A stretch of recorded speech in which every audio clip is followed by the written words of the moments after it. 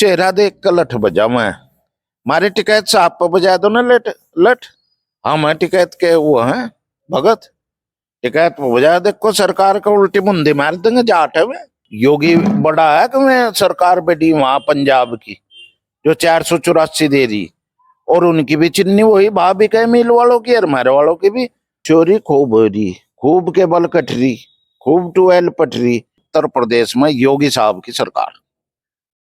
देखो इसकी तानाशाही हमें तो पसंद है नहीं योगी साहब की। इसकी पुलिस हो अधिकारी हो कोई सब बेकाबू हो रहे। योगी पर राज करना मेरी समझ के हिसाब से तो आ नहीं रहा। देखो ये बाबा जी हैं। जय हिंद साथियों। मेरठ में कुछ दिन पहले एक ललिता गौतम हत्याकांड हुआ था और उसी में कुछ नेता थे, किसान यूनियन के नेता थे और मोहित गौतम थे।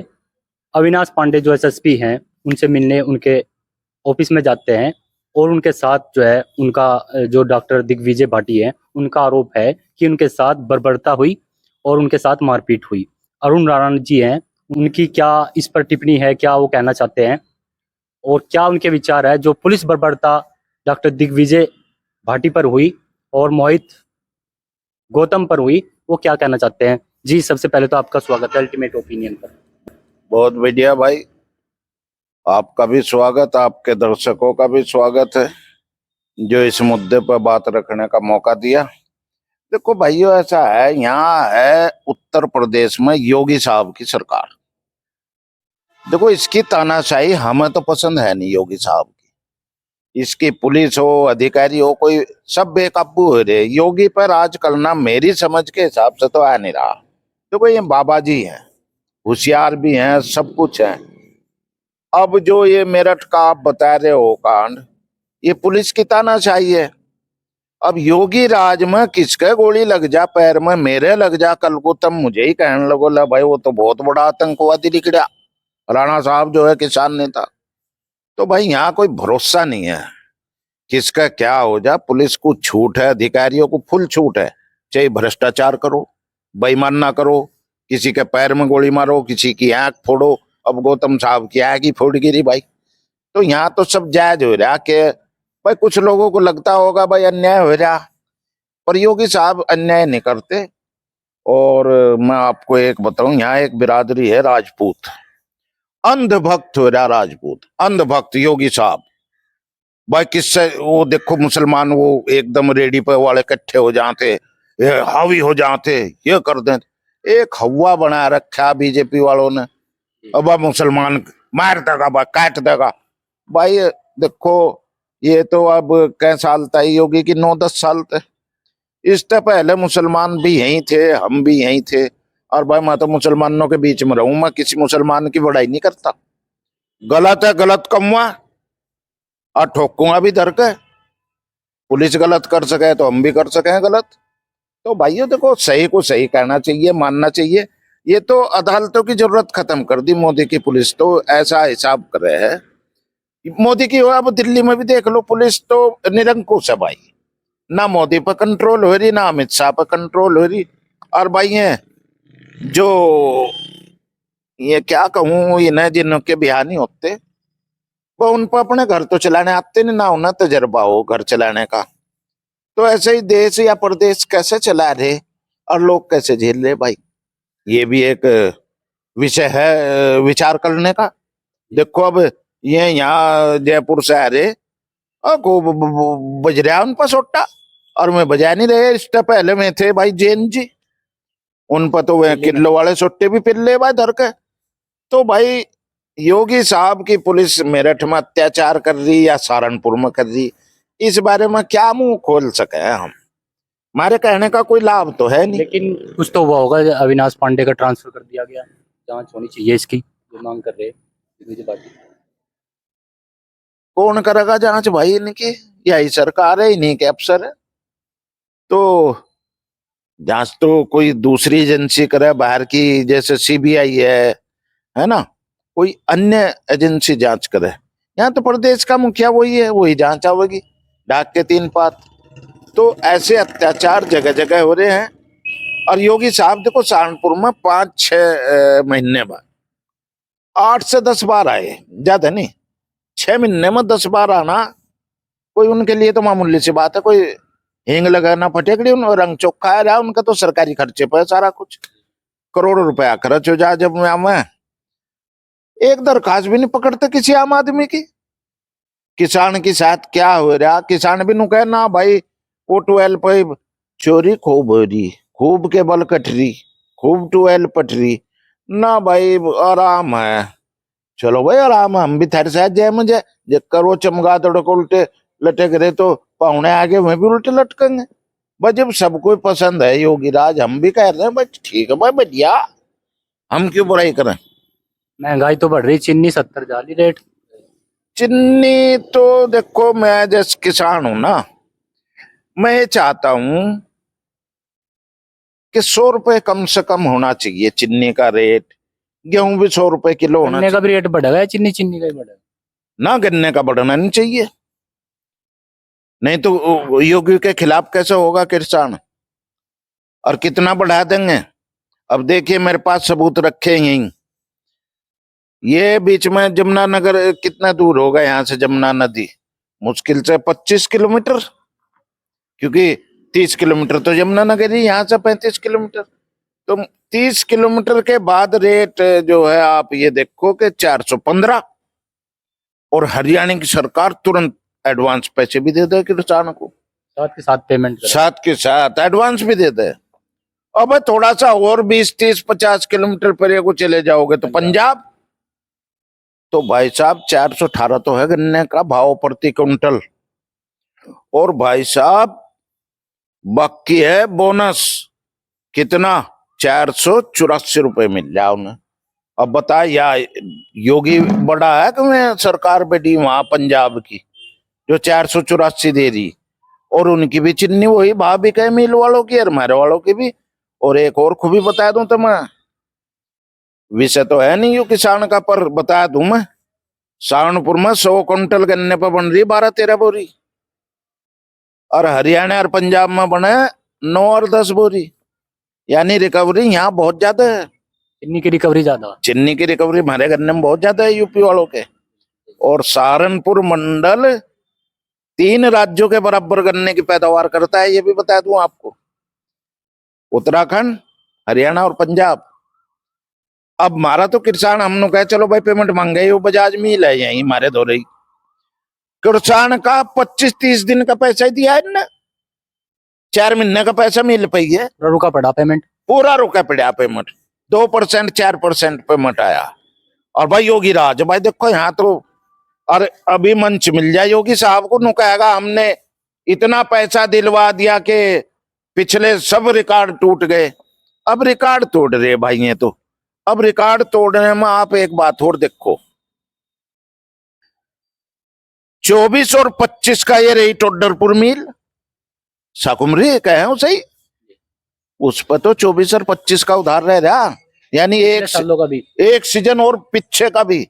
और भाई योगी साहब ढोल पिट्टे डंका पिट्टे बदवा दिया पैसा हमने तो, और 90 करोड़ तो गांगनौली पे ही है, अब 20-30 करोड़ उस पर भी है वो जो टोडरपुर मिल है।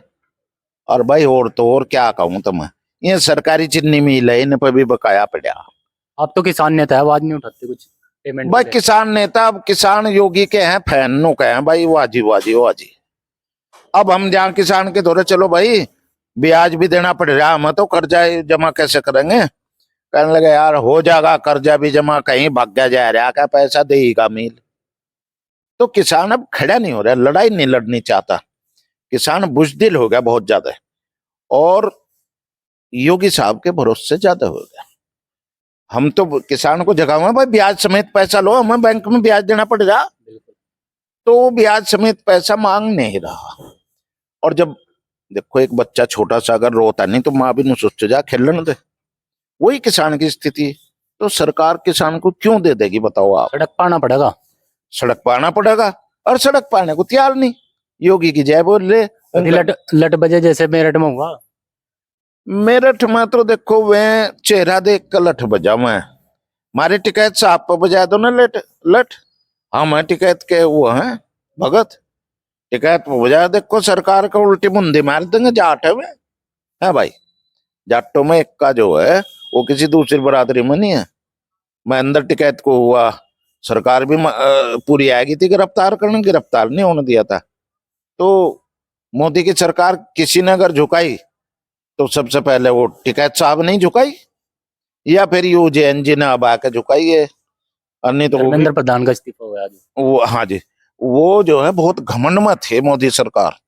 और भाई योगी सरकार तो बहुत ही अहंकारी, इनका अहंकार लोग तो कहें यू ठाकुर है, भाई यू हो कोई भी है अहंकारी। तो अहंकार जो है एक दिन गिरता जरूर है। जैसे रावण तो तीनों युगों का उसका कहें विजेता था, तीनों लोक का, समझ रहे ना बात। तो योगी साहब वैसा तो है नहीं विजेता। ये तो सरकार आई योगी साहब की, अब जाने वाली, जागी जरूर सरकार, जाने वाली 100% योगी की सरकार जाएगी। क्योंकि योगी देखो अपनों के लिए कुछ नहीं बोलता, वही आरक्षण का बीज इनने बो रखा है। यहाँ गुजरों पर भी खूब ठुकरी आरक्षण, जाटों पर भी लग रहा है यो आरक्षण, SC एक्ट कहें जिसे, और भाई ब्राह्मणों पर भी ठोक के लग रहा। अब हमारे पर तो 4-5 वर्ष लगी लिया, हम तो भुक्तभोगी, हम तो पीड़ित है।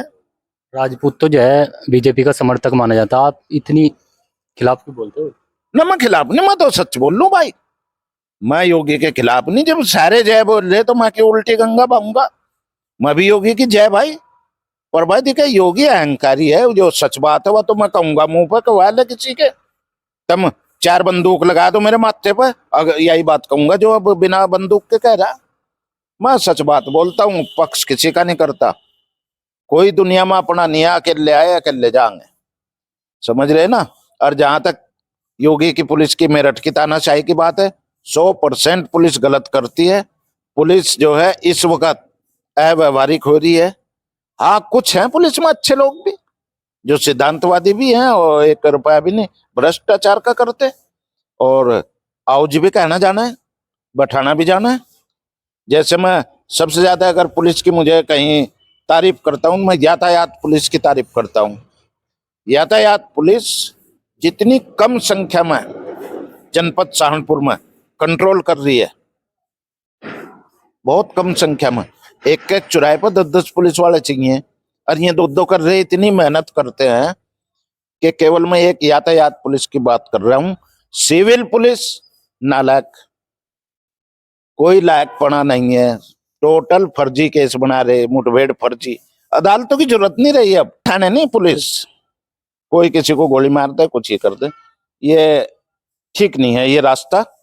लोगों को तो पसंद आ रहा है ये रास्ता, पर भाई हमें पसंद नहीं है बिल्कुल भी। न्याय तो अदालत ही कर सकती है, किसी इक्के दुक्के केस में न्याय ना हो बात अलग है, बाकी अदालत का सहारा आम आदमी को मिलता है। और जो अत्याचार ये सरकारें करती हैं, जैसे आजम खान कौन सा था अभी एक नेता, उसकी जमीन छटवा दी उनने, योगी ने तो वो कर दी थी अंसारी की, और अदालत ने उससे रिलीफ दे दिया। तो अदालतों में आज भी भरोसा कायम है। हो सके कोई एक आध सरकार समर्थक भी जज बैठा हो, इक्का दुक्का होता है, ये तो चलता रहेगा। इसमें ज्यादा अदालत की तरफ उंगली उठती नहीं, फिर भी मतलब विश्वास है लोगों का अदालतों पर।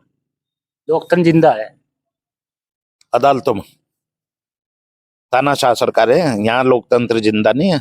यहाँ तो ईएम आप मायावती को वोट दो तो बीजेपी पर चली जा, यहाँ जिंदा नहीं है। वो तो कह रहे बिल्कुल सही है। नहीं कौन सही कह रहा है, एक आधी सीट जितवा के वाई वाई करवा देंगे, देखो विपक्ष जीत गया। 2024 में 37 सीट लिखड़ी बसपा की। सपा की 37 इसलिए निकली है, सपा की तो 45 से ऊपर जाती अगर ये ईवीएम में घोटाला ना हो। तो चूंकि सपा ने कुछ गलत काम भी किए, कुछ अच्छे भी किए, इसलिए हटा दी लोगों ने।